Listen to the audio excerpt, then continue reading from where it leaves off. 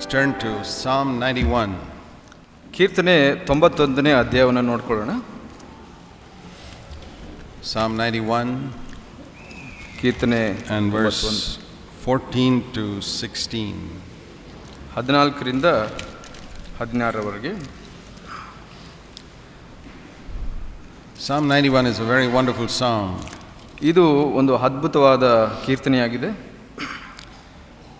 And it speaks about the Lord's protection upon his people. ದೇವರ ರಕ್ಷಣೆ ಆತನ ಜನರ ಮೇಲೆ ಇರೋದ್ರ ವಿಷಯವಾಗಿ ತಿಳಿಸುತ್ತದೆ. That's something which we all need as we approach the end of time. ನಾವು ಈ ಕಡೆ ದಿವಸಗಳನ್ನು ಮುಂದೆ ನೋಡುವಾಗ ಅದರ ಅವಶ್ಯಕತೆ ಬಹಳವಾಗಿರೋದನ್ನು ನೋಡ್ತೀವಿ. It says here in verse, the number of promises in those last 3 verses. ಕಡೆಯ 3 ವಚನಗಳಲ್ಲಿ ನೋಡ್ಕೊಳ್ಳೋಣ. Here are the promises there. First of all, he says, I will deliver him. Verse 14 of Psalm 91. 14ನೇ ವಚನದಲ್ಲಿ ಹೇಳುತ್ತೆ, ನಾನು ಅವನನ್ನು ರಕ್ಷಿಸುವೆನು ಅಂತ. And then it says, I will set him on high.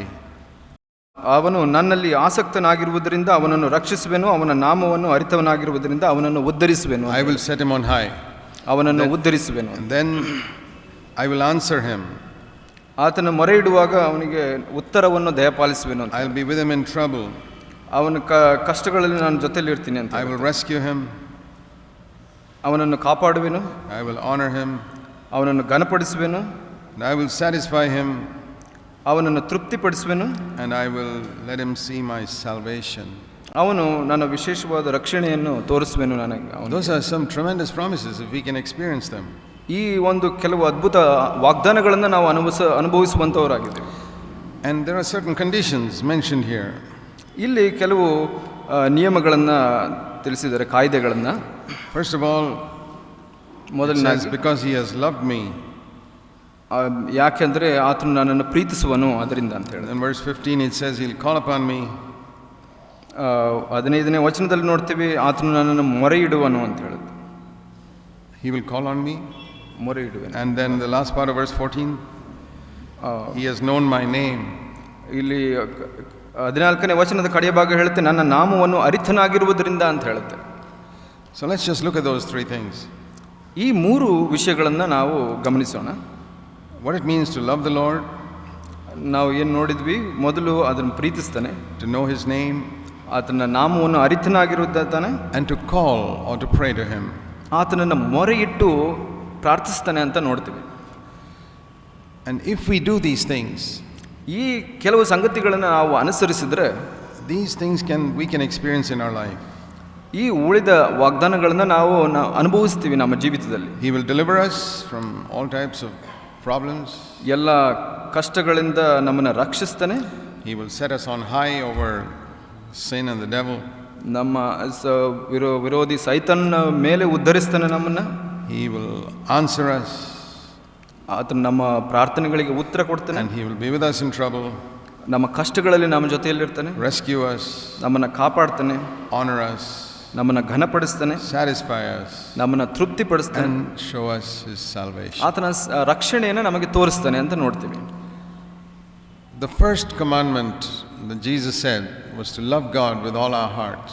ಮೊದಲ ಒಂದು ನಿಯಮ ಕಾಯ್ದೆ ಯೇಸು ಹೇಳಿದ್ದು, ನಾವು ದೇವರನ್ನ ಪೂರ್ಣ ಹೃದಯದಿಂದ ಪ್ರೀತಿಸಬೇಕು. And that's why that's the first thing mentioned here.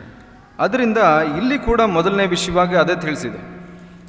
Now even though that was the first commandment, ಅದು ಮೊದಲ ಕಾಯ್ದೆಯಾಗಿದ್ದರೂ nobody in the Old Testament could keep it. ಹಳೆ ಒಡಂಬಡಿಕೆಯಲ್ಲಿ ಯಾರು ಅದನ್ನು ಅನುಸರಿಸಲಿಕ್ಕೆ ಆಗಿಲ್ಲ. They only kept the laws. ಅವರು ಕೆಲವು ನಿಯಮಗಳನ್ನು ಮಾತ್ರ ಅನುಸರಿಸಿದರು. You can keep God's commandments for various reasons. ನೀವು ಬಹಳಷ್ಟು ಕಾರಣಗಳಿಂದ ನೀವು ಆ ಕಾಯ್ದೆಗಳನ್ನು ಅನುಸರಿಸಬಹುದು. See, nowadays many people are taught to give God money so that God will bless them.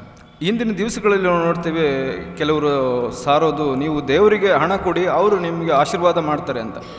So that is like a business transaction with God. ಅದು ಒಂದು ವ್ಯವಹಾರದಂತೆ ದೇವರ ಜೊತೆ ಮಾಡೋದು. They may be obeying a commandment, but they are not doing it out of love. ಅವರು ಒಂದು ಕಾಯ್ದೆಯನ್ನು ಅನುಸರಿಸುತ್ತಾ ಇರಬಹುದು, ಆದರೆ ಅದು ಪ್ರೀತಿಯಿಂದಲ್ಲ. We may keep a commandment because we are being troubled in our conscience. ನಾವು ಯಾಕೆ ಈ ಕಾಯ್ದೆಯನ್ನು ಅನುಸರಿಸ್ತೀವಿ ಅಂದರೆ ನಮ್ಮ ಮನಸ್ಸಾಕ್ಷಿಯಲ್ಲಿ ಸ್ವಲ್ಪ ಚುಚ್ಚಾಗುತ್ತೆ ಅದರಿಂದ. Or we may keep a commandment because we may lose our testimony if we don't keep the commandment. ನಾವು ನಮ್ಮ ಸಾಕ್ಷಿಯನ್ನು ಕಳ್ಕೊಳ್ಳೋದ್ರಿಂದ ನಾವು ನಮ್ಮ ಕಾಯ್ದೆಗಳನ್ನು ಕಾಪಾಡ್ಕೊಳ್ಬಹುದು. So there are many reasons why we can avoid sin. ಪಾಪವನ್ನು ತಡೆಯೋದಕ್ಕೆ ಈ ಥರ ಕೆಲವು ಕಾರಣಗಳಿರುತ್ತೆ. And if you avoid sin, it's good. ನೀವು ಪಾಪವನ್ನು ತಡೆದ್ರೆ ಅದು ಒಳ್ಳೆಯದು. But if you avoid sin for the wrong reasons, you will never become spiritual. ನೀವು ತಪ್ಪು ಕಾರಣಗಳಿಗಾಗಿ ಆ ಪಾಪವನ್ನು ನೀವು ತಡೆದ್ರೆ ಅದು ಪ್ರಯೋಜನವಾಗೋದಿಲ್ಲ. If I avoid sin because other people may catch me, it's good, but it's not the right reason. ನಾವು ಪಾಪವನ್ನು ತಡೆಯೋದು ಬೇರೆಯವರಿಂದ ಹಿಡಿಯಲ್ಪಡ್ತೀವಿ ನೋಡಲ್ಪಡ್ತೀವಿ ಅಂತ ತಡೆದ್ರೆ ಅದು ಒಳ್ಳೆಯದು, ಆದರೆ ಅದು ಒಳ್ಳೆಯ ಪ್ರಯೋಜನ ಆಗೋದಿಲ್ಲ. Many of God's people avoid sin, but for the wrong reasons. ಬಹಳಷ್ಟು ದೇವಜನರು ಪಾಪವನ್ನು ತಡಿತಾರೆ ಕೆಲವು ತಪ್ಪು ಕಾರಣಗಳಿಗಾಗಿ. If I avoid sin because I want God to use me, ನಾನು ಪಾಪವನ್ನು ತಡಿತೀನಿ ಯಾಕೆ ಅಂದರೆ ದೇವರು ನನ್ನನ್ನು ಉಪಯೋಗಿಸಬೇಕು ಅಂತ. that is also a wrong reason. ಅದು ಕೂಡ ತಪ್ಪು ಕಾರಣ. In the Old Testament, many people avoided sin for the wrong reasons. ಈ ಹಳೆ ಒಡಂಬಡಿಕೆಯಲ್ಲಿ ನೋಡ್ತೇವೆ ಬಹಳಷ್ಟು ಜನರು ಪಾಪವನ್ನು ತಡೆದ್ರು ಯಾಕೆ ಅಂದರೆ ಬಹಳಷ್ಟು ತಪ್ಪು ಕಾರಣಗಳಿಗಾಗಿ. We can think we are spiritual because we avoid sin. ನಾವು ಆತ್ಮಿಕರು ಅಂತ ಅನ್ಕೊಳ್ಬಹುದು ಯಾಕೆ ಅಂದರೆ ನಾವು ಪಾಪವನ್ನು ತಡೆಯೋದ್ರಿಂದ. But if we avoid sin for the wrong reason, we are still in the old covenant. ನಾವು ತಪ್ಪು ಕಾರಣಗಳಿಗಾಗಿ ಈ ಪಾಪವನ್ನು ತಡೆದ್ರೆ ನಾವು ಇನ್ನೂ ಹಳೆ ಒಡಂಬಡಿಕೆಯಲ್ಲಿ ಇದ್ದೀವಿ ಅಂತ ಅರ್ಥ. If we avoid sin for the wrong reason, we are still under the old covenant. ನಾವು ತಪ್ಪು ಕಾರಣಗಳಿಗಾಗಿ ನಾವು ಪಾಪವನ್ನು ತಡೆದ್ರೆ ಅದು ತೋರಿಸುತ್ತೆ ನಾವು ಹಳೆ ಒಡಂಬಡಿಕೆಯಲ್ಲಿ ಇದ್ದೀವಿ ಅಂತ. What is the right reason for keeping God's commandments? ದೇವರ ಕಾಯ್ದೆಗಳನ್ನು ಅನುಸರಿಸುವುದಕ್ಕೆ ಯಾವುದು ಒಳ್ಳೆಯ ಕಾರಣವಾಗಿದೆ? We read in John's Gospel chapter 14. ಯೋಹನ 14ನೇ ಅಧ್ಯಾಯದಲ್ಲಿ ನೋಡ್ಕೊಳ್ತೀವಿ. Verse 15, if you love me, keep my commandments. 15ನೇ ವಚನ, ನನ್ನನ್ನು ಪ್ರೀತಿಸಿದ್ರೆ ನೀವು ನನ್ನ ಕಾಯ್ದೆಯನ್ನು ಅನುಸರಿಸಿರಿ ಅಂತ ಹೇಳಿದರೆ. That is the only right reason for keeping God's commandments. ಅದು ಒಂದೇ ಸರಿಯಾದ ಕಾರಣವಾಗಿದೆ ಪಾಪವನ್ನು ತಡಿಲಿಕ್ಕೆ. If we keep God's commandments for any other reason, we are still under the law. ನಾವು ಯಾವುದೇ ಬೇರೆ ಕಾರಣಗಳಿಗಾಗಿ ಪಾಪವನ್ನು ತಡೆದ್ರೆ ನಾವು ಧರ್ಮಶಾಸ್ತ್ರದ ಕೆಳಗಿದ್ದೀವಿ ಅಂತ ಅರ್ಥ.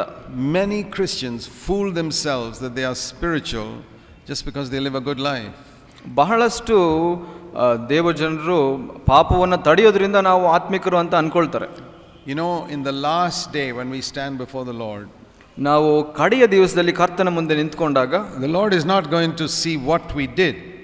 ದೇವರು ನಾವು ಏನು ಮಾಡಿದ್ದೀವಿ ಅಂತ ನೋಡಲ್ಲ. As I was saying, if we don't obey the commandments because we love the Lord, that is the wrong reason.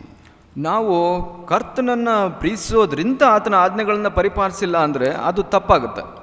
If I keep the commandments because I want to get a blessing, ನನಗೆ ಆಶೀರ್ವಾದ ಸಿಗಬೇಕು ಅಂತ ನಾವು ಆಜ್ಞೆಗಳನ್ನು ಅನುಸರಿಸ್ತೀನಿ. or if I keep the commandments because I want to have a good testimony, ನನಗೆ ಒಳ್ಳೆಯ ಸಾಕ್ಷಿ ಇರಬೇಕು ಅಂತ ದೇವರ ಆಜ್ಞೆಯನ್ನು ಅನುಸರಿಸ್ತೀನಿ. if I keep the commandments because I want God to use me, ನಾನು ದೇವರ ಆಜ್ಞೆಗಳನ್ನು ಕಾಪಾಡ್ತೀನಿ ಯಾಕೆ ಅಂದರೆ ನಾನು ದೇವರಿಂದ ಉಪಯೋಗಿಸಲ್ಪಡಬೇಕು ಅಂತ. if I keep the commandments because I want God to bless me or reward me in some way, ನನಗೆ ದೇವರು ಯಾವುದೇ ಥರದಲ್ಲಿ ಬಹುಮಾನವನ್ನು ಕೊಡಬೇಕು ಅಥವಾ ಆಶೀರ್ವದಿಸಬೇಕು ಅಂತ ನಾನು ದೇವರ ಆಜ್ಞೆಗಳನ್ನು even if I want to get a reward in eternity. ನಾನು ಈ ನಿತ್ಯತ್ವದಲ್ಲಿ ಒಂದು ಬಹುಮಾನ ಪಡ್ಕೊಂಡ್ರೂ ಪರವಾಗಿಲ್ಲ. There are some people who teach that if you are faithful, then God will put you in the bride of Christ. ನೀವು ನಂಬಿಗಸ್ತರಾಗಿದ್ದರೆ ನಿಮಗೆ ದೇವರು ಆತನ ಮೊದಲಗತಿಯಾಗಿ ತಗೊಳ್ತಾನೆ ಅಂತ ಅಂದ್ಬಿಟ್ಟು ಕೆಲವರು ಬೋಧನೆ ಮಾಡ್ತಾರೆ. All this is legalism.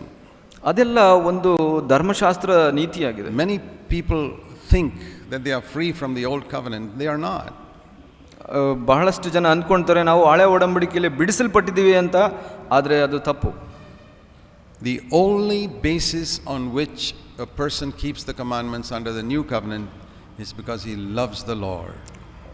ಒಂದೇ ಒಂದು ಕಾರಣ, ಒಬ್ಬ ಮನುಷ್ಯ ದೇವರ ಆಜ್ಞೆಗಳನ್ನು ಪರಿಪಾಲಿಸ್ತಾನೆ, ದೇವ್ರನ್ನ ಪ್ರೀತಿಸೋದ್ರಿಂದ ಅಂದರೆ ಅದೇ ಹೊಸ ಒಡಂಬಡಿಕೆ.